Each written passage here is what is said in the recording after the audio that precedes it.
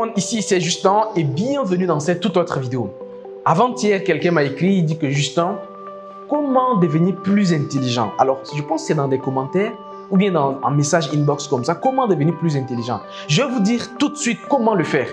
Et en vous disant ça, je vais vous prendre un exemple. Vous connaissez certainement Ronaldinho, le joueur, en tout cas c'est mon joueur, hein. C'est un gars que je l'ai beaucoup aimé et je l'admire beaucoup. Hein. Non, moi j'ai pas vu un footballeur aussi talentueux comme Ronaldinho, quoi. Mais beaucoup après ont donné beaucoup d'explications, de nombreuses explications sur sa chute, comment il a fini sa carrière, ainsi de suite, ainsi de suite. Alors, je vous dis comment devenir intelligent en faisant le parallélisme avec un domaine sportif. Elle dit que le sport, on peut le comparer un peu à un domaine intellectuel. C'est comme comparer un muscle à un cerveau. Plus vous développez un muscle, c'est comme ça, le muscle devient fort. Il en est de même pour le cerveau.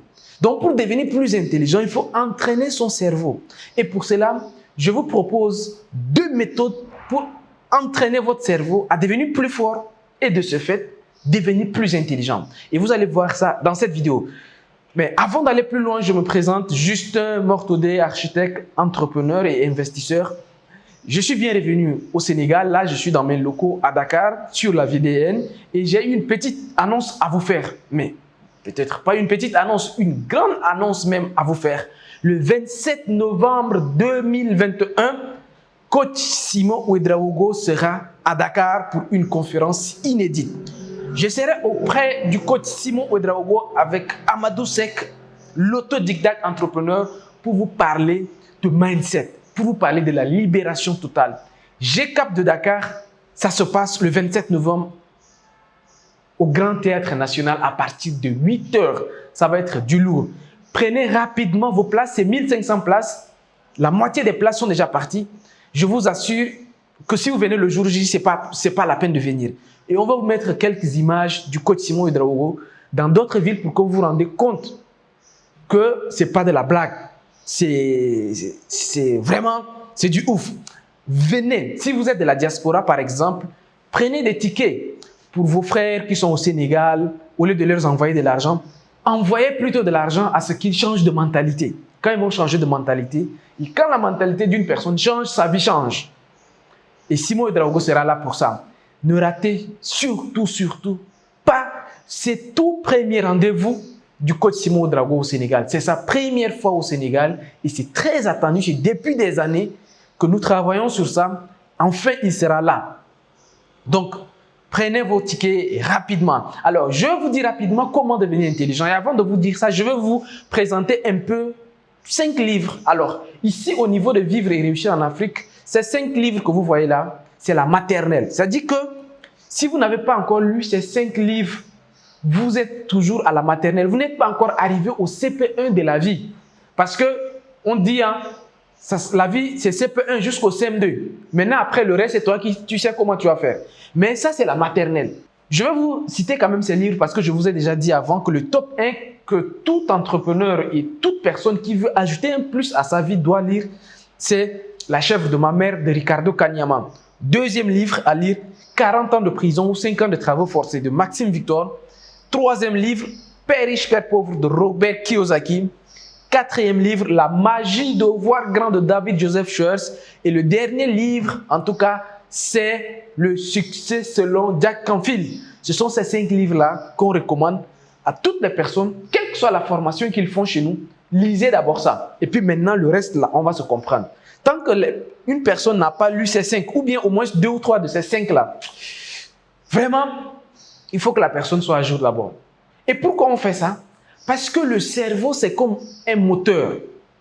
C'est ce que vous allez mettre dans le moteur, là. C'est comme ça le tuyau d'échappement va sortir la fumée.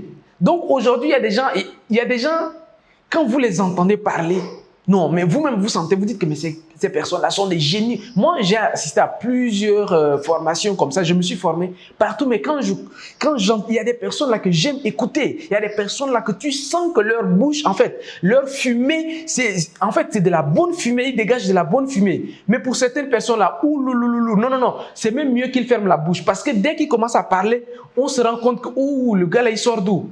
C'est parce que le carburant qu'ils ont mis ou bien l'huile moteur qu'ils ont l'habitude de mettre dans leur réservoir là, c'est de mauvaise qualité. C'est de ça qu'il s'agit. Donc aujourd'hui, pour devenir plus intelligent, paraître plus intelligent, bon, peut-être que les gens vont trouver ça un peu bizarre, mais c'est de savoir ce qu'on met dans son réservoir. Et à ce sujet, il n'y a que deux choses. Premier, c'est de lire des livres. Il n'y a pas de secret.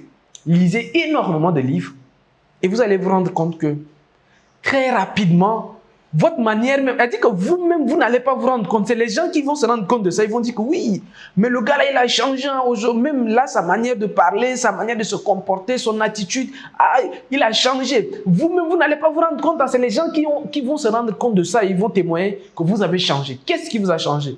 C'est les livres. Les livres peuvent changer votre vie. Un livre peut changer ta vie. Celui qui a lu l'un de ces 5 livres-là, généralement, ce sont des personnes. C'est une personne qui a lu au moins 2 ou 3, ou bien ces 5 livres-là.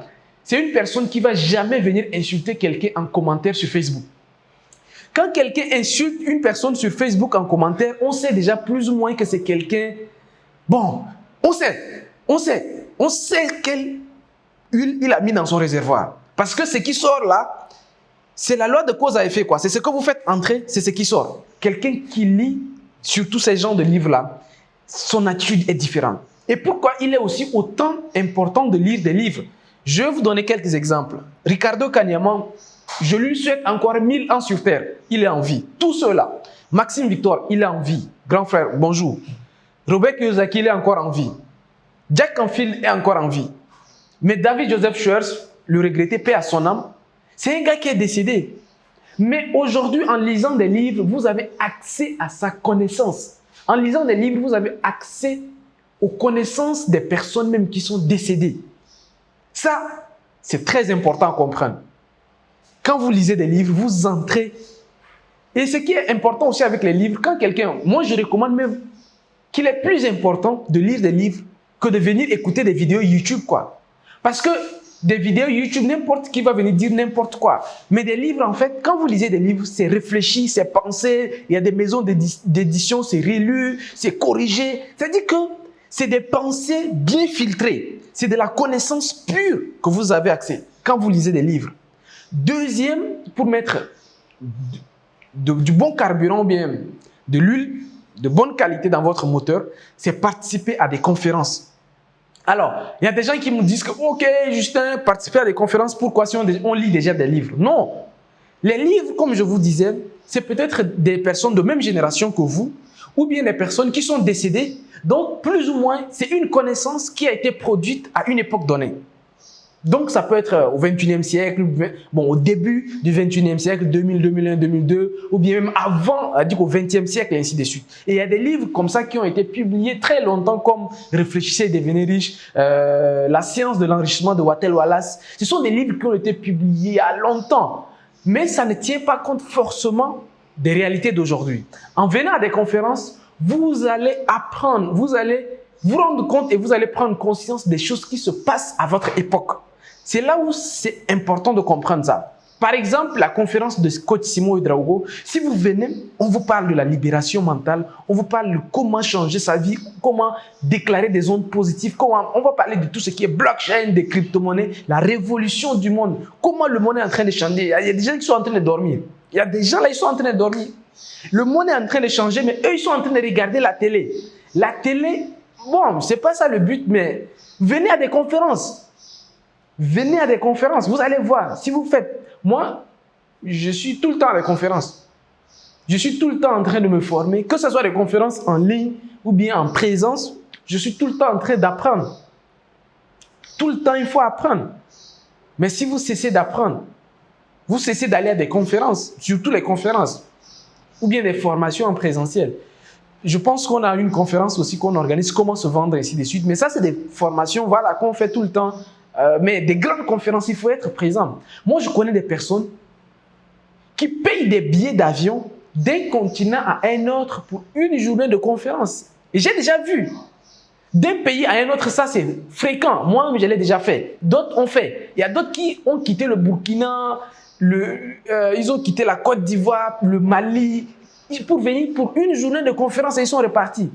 De pays en pays, c'est fréquent. Les Africains ont compris ça, nous avons compris. Il y a des gens de continent en continent quittent l'Afrique, vont aux États-Unis pour une journée de conférence. Selon vous, c'est quoi? Ça peut coûter autour de 10-15 millions pour aller une journée. C'est un peu bizarre, vous allez me dire. Mais ce ne sont pas des bêtes qui font ça, hein. C'est des gens bien réfléchis pour vous dire l'importance des conférences. Moi, je suis tout le temps à des conférences. J'étais à une conférence d'ailleurs. Il y a le conférencier qui parle jusqu'à puis il appelle mon nom, et ainsi de suite. Moi, j'étais étonné. Il dit que ça nous fait honneur que tu sois là. J'ai dit que non, ce n'est pas un honneur que je sois là. C'est moi plutôt qui est venu pour apprendre. Tout le monde participe à des conférences.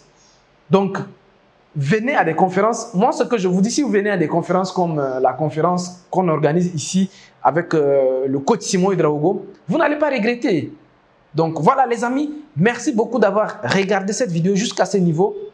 Je pense que le contenu a été utile pour vous. Quant à moi, je vous dis à très bientôt. Et comme mon équipe me dit souvent, il faut dire ciao ciao, au revoir et à très bientôt.